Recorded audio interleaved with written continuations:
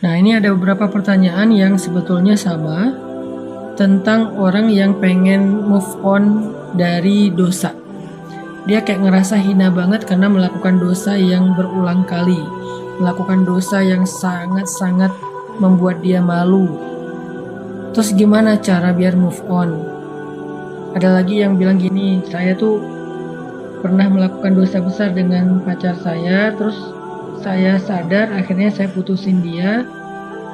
Tapi setelah mutusin dia, saya nggak kuat, saya pengen balikan berbuat dosa lagi yang sama. Terus sekarang saya mutusin dia lagi karena nyesel. Udah gitu dia kayak ngejar-ngejar saya dan minta pertanggungjawaban dari saya karena dia ngerasa udah saya rusak. Gimana dong Ustaz?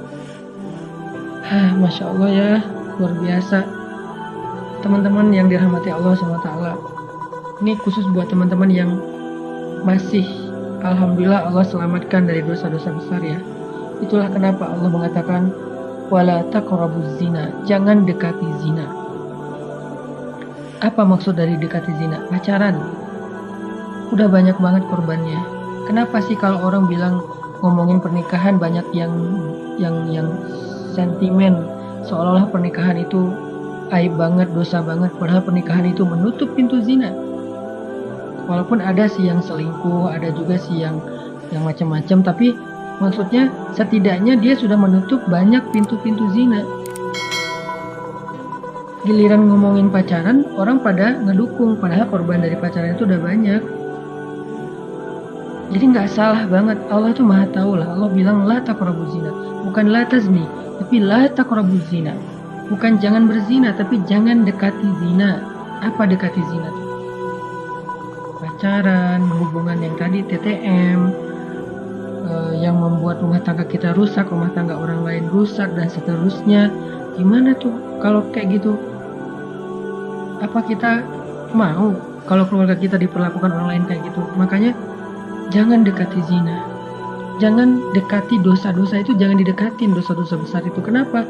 Walaupun kita pede banget bilang saya nggak akan terjerumus, tapi setan itu licik dan gak akan berhenti untuk menggiring kita setahap, selangkah demi selangkah sampai terjerumus dan akhirnya nyesel. La taqrabuz zina. Jadi buat teman-teman yang masih Allah jaga, jangan dekat-dekat. Kenapa? Kalau udah terlanjur melakukan itu, hidup kita tuh berantakan. Bener banget, yakin deh, hidup kita tuh berantakan. Kalau udah terlanjur berbuat dosa itu, hidup kita berantakan.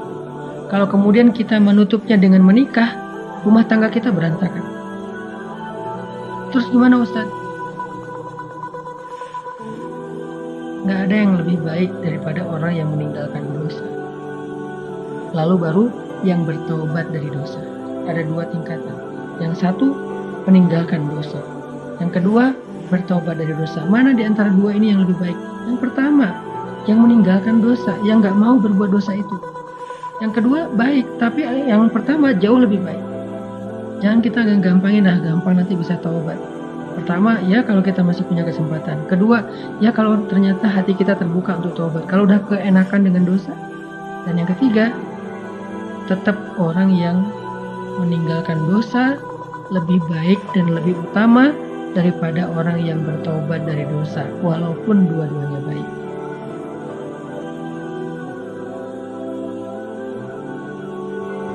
Walaupun dua-duanya baik. Terus gimana kalau kita udah terlanjur Ustaz? Buat yang udah terlanjur, Allah Subhanahu wa taala berfirman, "Qul ya ibadiyalladzina asrafu ala anfusihim." Katakanlah, wahai hamba-hambaku yang telah banyak dosa, melampaui batas, menzolimi diri sendiri. Allah memanggil orang-orang yang merasa banyak dosa. Qul ya ibadiyalladzina asrafu ala anfusihim.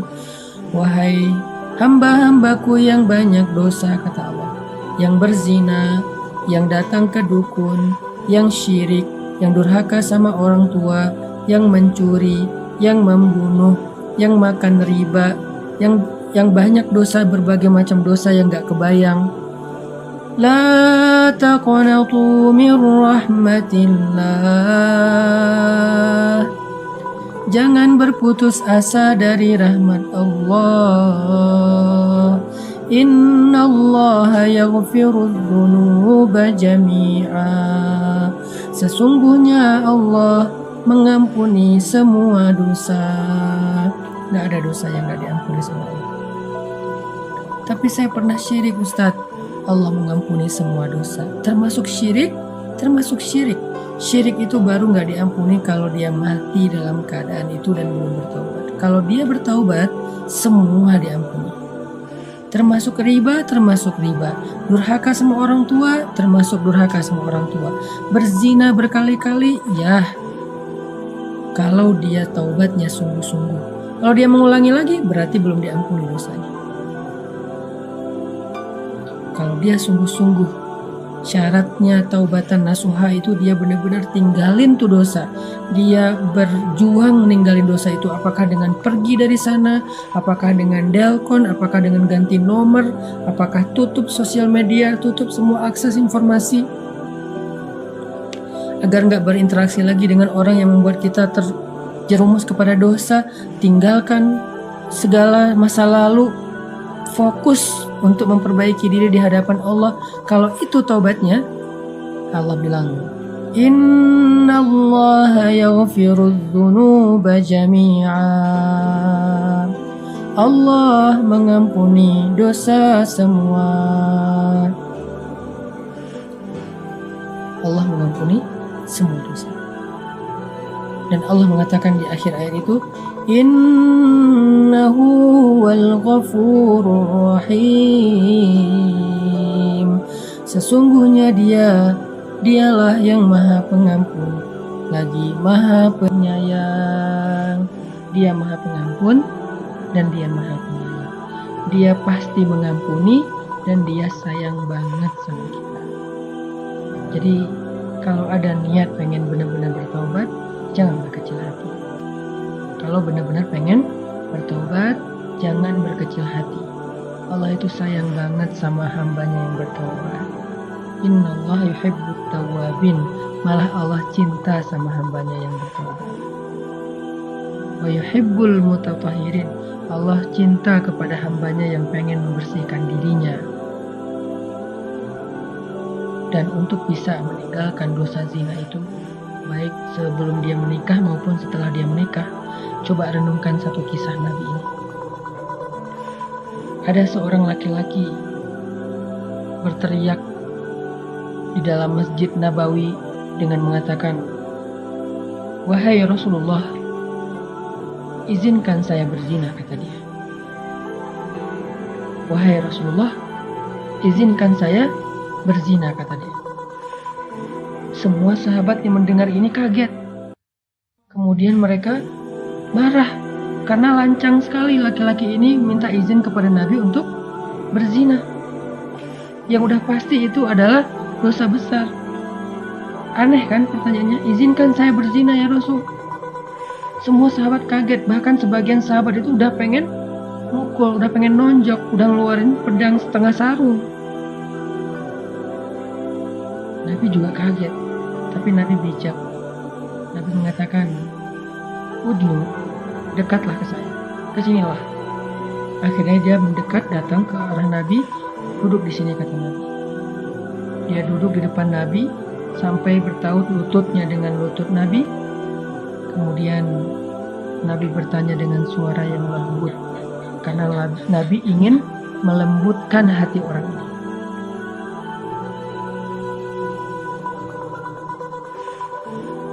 Nabi ingin melembutkan hati orang ini, maka Nabi pun bersuara lembut.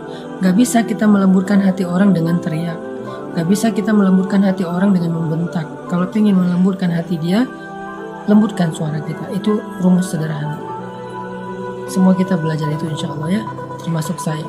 Kalau kita pengen melembutkan hati keluarga, hati pasangan, hati anak, maka lembutkan suara kita. Tapi kalau kita keraskan suara kita, maka kita akan mengeraskan hati.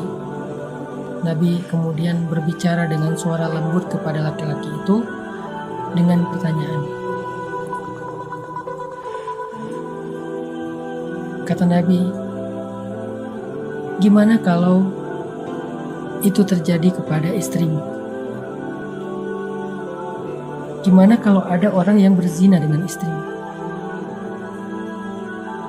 Atardo li zawjatik? Apakah kamu ridho jika orang berzina dengan istrimu?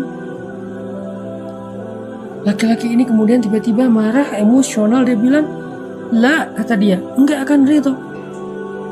Saya akan bunuh dua-duanya. Atardo li ummik, kata Nabi, apakah kamu ridho kalau orang berzina dengan ibumu? Kata dia, enggak, saya akan kejar orang itu. Atardo li ukhtik, apakah kamu ridho jika ada yang menzinahi saudarimu? Dia marah, enggak. Atardo li ibnatik, apakah kamu ridho jika ada yang menzinahi anak perempuanmu? Enggak, kata dia, saya enggak ridho sama sekali. Kemudian Nabi mengatakan, begitulah perasaan orang yang ibunya kamu zinahi. Begitulah perasaan orang yang istrinya kamu zinahi. Begitulah perasaan orang yang adik perempuannya kamu zinahi. Dan begitulah perasaan orang yang anak perempuannya kamu zinahi. Mereka juga enggak ridho, mereka juga sedih, mereka juga marah. Seperti apa seperti apa yang engkau rasa. Kemudian Nabi mengusap dada orang itu. Setelah diusap dadanya, Nabi mendoakan, ya Allah, lapangkan dada orang ini, bersihkanlah kemaluannya. Tiba-tiba dia menghirup nafas panjang, lalu menghela nafasnya. Dengan lega dia mengatakan, ya Rasulullah, dulu zina adalah perbuatan yang paling saya suka. Sekarang zina adalah perbuatan yang paling saya benci. Dia memeluk Nabi SAW. Renungkan kisah ini. Buat laki-laki, buat perempuan yang mulai tergoda untuk punya hubungan diam-diam, hubungan yang gak halal, hubungan yang menjadi masalah, hubungan yang menyakiti siapapun di dalam kehidupannya, hubungan yang dosa, hubungan yang akan mengantarkannya kepada dosa-dosa besar, yang mulai tergoda nih, mau itu pacaran, selingkuh, TTM, teman tapi mesra dan segala macam istilahnya. Renungkan kisah ini. Bagaimana kalau Allah akan membalas kesalahan kita itu dengan hal yang sama terjadi kepada keluarga kita? Mau enggak? Karena kata para ulama, al jaza min jinsil amal, balasan itu dari amal yang sama, dengan jenis amal yang sama. Sehingga kalau kita berzina, maka Allah akan membalas, orang akan menzinahi orang yang kita cintai. Na'udzubillah min dzalik. Bisa pasangan kita, bisa orang tua kita, bisa adik kita, bisa anak kita. Na'udzubillah min dzalik. Kalau kita nggak bertobat segera, sebelum Allah menurunkan balasannya, taubat, tubu ilallah, segera taubat, minta maaf sama Allah. Jangan selingkuh kalau kita nggak pengen diselingkuhin. Jangan berzina kalau kita nggak pengen keluarga kita ada yang berzina. Jangan menipu kalau kita nggak pengen ditipu. Jangan menyakiti perasaan kalau kita nggak pengen disakiti perasaannya. Tubu ilallah. Ustaz, kalau kita chat sama laki-laki, apakah itu termasuk disebut zina? Tergantung isi chat, jam berapa chat, gimana kita ngomong, apa yang kita bicarakan. Kalau yang kita bicarakan hal yang terlalu privasi, personal, apalagi vulgar, zina. Zina teks, zina jari. Kalau yang kita bicarakan itu dengan suara yang dilembut-lembutkan, mesra, menggoda, mencari perhatian, itu termasuk bagian dari zina-zina kecil. Walaupun kecil juga disebut zina, na'udzubillah. Jadi udahlah, gak usah pakai emotikon-emotikon yang berlebihan. Chat mah seperlunya aja. Yang dibicarakan juga hal yang penting. Jamnya juga jangan kemalaman, maksimal sampai jam 10 misalnya. Kecuali kita bersama dengan muhrim kita, gak sendiri. Apalagi sampai video call segala macam, janganlah, karena itu dosa. Dan nanti balasannya juga sama. Kita juga gak akan mau anak kita kayak gitu kan. Kita nggak mau kan saudara kita kayak gitu. Kita nggak mau kan apalagi pasangan kita kayak gitu. Renungkan nasihat Nabi tadi kepada laki-laki yang datang kepada beliau. Itu modal banget buat kita ninggalin dosa. Itu modal banget buat kita ninggalin dosa.